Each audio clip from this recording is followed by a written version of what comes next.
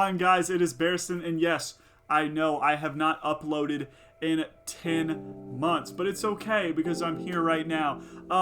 If you haven't been living under a rock for the last about 2 months, you know most of our country right now is in quarantine because of the coronavirus. Yeah, that. So I have a lot of free time on my hands, so I thought, you know, I can do some things that I usually do not have time to do with work and school, but as of I am working from home right now and I have all my classes online, I actually have enough time to record and edit some videos, and I know some people have been asking me to post some videos, so this is for you. You know who you are. And what better way to come back than the exact same thing I did about 10 months ago, except this time, rather than doing Marvel movies, I thought I would do Star Wars movies, because what better way than to come back than just literally to tick off everybody, because I know I have very differing opinions than most people out there when it comes to these movies. So let's go ahead and start right in. So first, before I even begin, if you haven't seen, I have added a haven't seen category, which I am putting Star Wars Holiday Special and the Clone Wars movie in there. I have not seen them. I am not going to lie. The Holiday Special, I have seen a few like memes come out of, and the Clone Wars, I think, came out when I was about 9 or 10 years old. So I have not seen either one of those movies. I do not desire to see either one of those movies. But when we get to the main series, this is where I actually have some opinions. So the first one is Star Wars A New Hope. I'm going to try and go in release date order with these. But Star Wars A New Hope goes straight into S tier. Now, why does it go straight into S tier? So the first thing is, the thing about this first trilogy, the original trilogy, is that it knows how to tell a story better than any of the other trilogies. And the other trilogies are trying to tell a story like the first trilogy, and it just doesn't really work as well. But it understands how to do a story throughout 3 movies. It has your rising action with this movie, your climax in Empire Strikes Back, and your falling action in Return of the Jedi. But this movie does such a good job in that rising action. It introduces you to all of your characters. It shows your the problem you have in this universe and galaxy, and it makes you care for these characters: Luke Skywalker, Princess Leia, Obi-Wan Kenobi, C-3PO, R2-D2, just to name a few off the top of my head. But this movie goes straight into S tier for me. Where's the next one?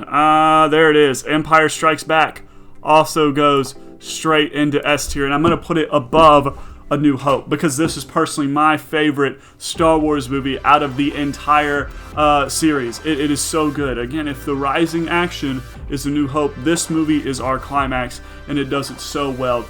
It is such an epic movie. You have the I am your father reveal in this movie with Darth Vader and Luke. But honestly, personally, what makes this movie for me is Han Solo. This is easily his best movie by far. He's such an epic character with his relationship with Princess Leia. You have his I know quote at the very end of the movie, and it just works. This is easily his best movie. What is not his best movie, though, is our last movie in the original trilogy. I'm going to put Return of the Jedi in B tier. Now, that might be a little low for some of you, but I don't personally care for Return of the Jedi that much. There's some great parts in it, I'm not going to lie. The last act of this movie might be my favorite last act out of all the Star Wars movies. But the thing is it takes too much time on Endor in the middle and starting to begin the last act.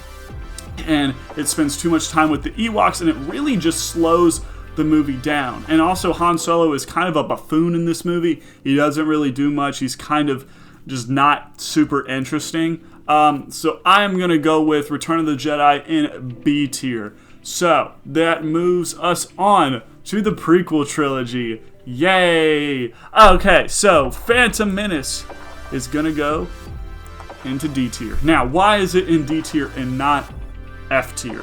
Now, Phantom Menace is not a good movie. If you look at it on paper, it might be the worst one. You have awful acting, especially with the child actor that plays Anakin. Doesn't do a great job, but you can't really blame him. Man's like 10 years old. but overall, it's not a good movie. You have Jar Jar Binks, the most annoying character in all of Star Wars, but what makes this movie in D tier rather than F tier for me is that the last battle scene with Darth Maul, Qui-Gon Jinn, and Obi-Wan Kenobi. It might be one of my favorites in all of the series. It's such a great last battle, and it kind of just puts it in D tier barely. But if without that, it is definitely an F tier. It might be the worst movie. But that brings us to our worst movie, which is Attack of the Clones. I hate this movie. It is so boring. Nothing happens. You have Anakin and Padme's relationship really start to grow, and that's a word for it in this movie. You have some of the weirdest quotes in all of Star Wars in this movie, and it just really doesn't make sense. If this, again, if a good storytelling throughout 3 movies, if this is supposed to be our climax movie, what happened here? Because nothing is solved, nothing is fixed. It's just a movie that's just there. The only thing that's kind of cool in this movie is you get introduced to Jango Fett just for Mace Windu to go and behead him like literally 10 minutes later. So it goes into F tier in my opinion. But Revenge of the Sith is personally my favorite prequel movie, and it's going to go in B tier. I'm not going to put it ahead of Return of the Jedi because it's not. It is not necessarily a good movie on paper, but man, is it entertaining. This is probably the movie that I might come back and watch most out of the entire series because I can pretty much just turn my brain off, have a good laugh with some of the terrible acting, but also get a really good last act, because this last act where Anakin turns to the dark side and he is turning into Darth Vader is absolutely awesome. You get a really good fight scene with him and Obi-Wan. Personally, these two right now and B tier might be my 2 favorite last acts in all of the Star Wars movies. So I'm going to put it in B tier. So that moves us on to the sequel trilogy, and I am going to put Force Awakens in A tier. Now, don't say I'm blasphemous for putting Force Awakens ahead of Return of the Jedi. This is just my opinion. I personally like it more than Return of the Jedi. And why is that? Because I know everyone says the problem with it is too much like A New Hope, and you're not wrong, because they're practically the same movie. That's what J.J. Abrams does, and what he does well is that he just takes older films and kind of puts a modern twist on them. But a modern twist that is very entertaining.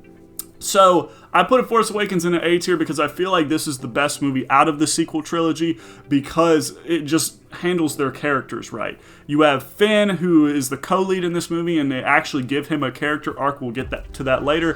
Kylo Ren is introduced, who is the best character out of the sequel trilogy and one of my favorites in all of Star Wars. And then you have Rey as our main protagonist. This is probably the movie that stresses her main protagonist lead at least, because you have Finn in there as well, and they kind of share that role in this first movie. But I like that, how they share that role. But it's an A tier for me. So then that moves us on to Rogue One. I think Rogue One was released before The Last Jedi. Rogue One I'm going to also put in B tier. Again, these 3 B tier movies have my favorite last acts. The last act of this movie rocks. The other 2 acts, the first and second act of this movie, are kind of slow and kind of boring. The only thing that eventful that really happens is we get introduced to our characters and a planet gets blown up by the Death Star. Other than that, it's kind of a drag, but man, that last act is so good when Darth Vader is sitting in that dark alleyway and you just see his lightsaber come on and he just slays people. It is absolutely awesome. It is in B tier for me. So, that moves us on to The Last Jedi. I'm going to put it in A tier. Not ahead of The Force Awakens, though. And again, this might be an unpopular opinion, but I really like The Last Jedi. I am one of those people who like it. It did not ruin your childhood, I promise you that. It is not really a normal Star Wars movie. And what I give it credit for is that it tried to bend some rules. It tried to do changes. Now, all of those changes did not work out, but me personally, I would rather a movie take risk and try and change some things and kind of stumble a little bit along the way and maybe even fall down than just play by the book exactly and just kind of almost copy and paste movies. I still have Force Awakens ahead of it. because I do think some of the changes kind of hurt it a little bit. I really don't like how they killed Snoke halfway through the movie, and the first movie built him up as like this big, bad, all-powerful force, but they kill him off in 5 seconds. But all the other changes I was kind of fine with. I like how Rey didn't have to have her parents really connect with the rest of the universe. I was kind of okay with Luke's role kind of changing and how he was not really happy as his role as a Jedi. He kind of wanted to change a little bit.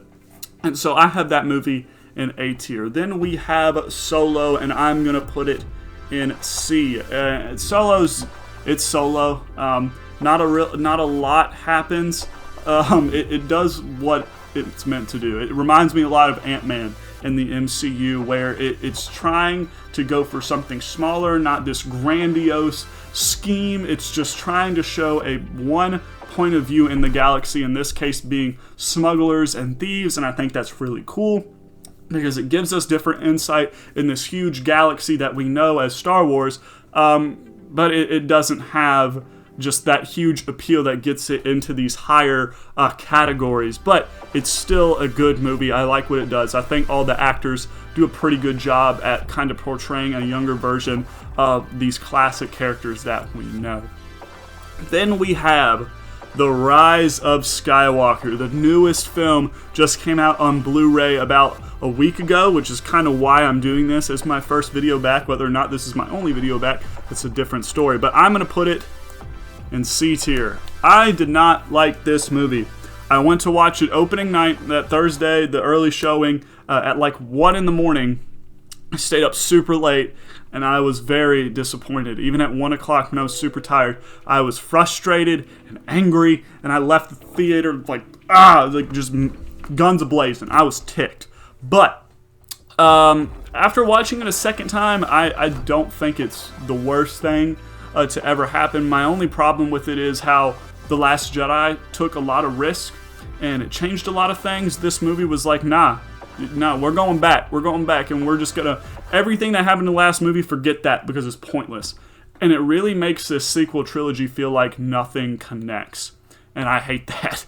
But overall, it's an entertaining movie. I can definitely watch it and still have a fun time with it. Our characters, same characters again, which I forgot to mention in The Last Jedi. This movie hurts Finn. The Last Jedi hurt Finn. He doesn't really have much of a character arc in these two movies, and it really kills their co-lead, as some might say. But it's still a fun movie. It's still Star Wars. At the end of the day, you're gonna like it. But I have it in C tier because it's just okay. So that's my Star Wars tier list. Don't forget to like, comment, and subscribe, even though this might be the only video that I upload in the next 10 months.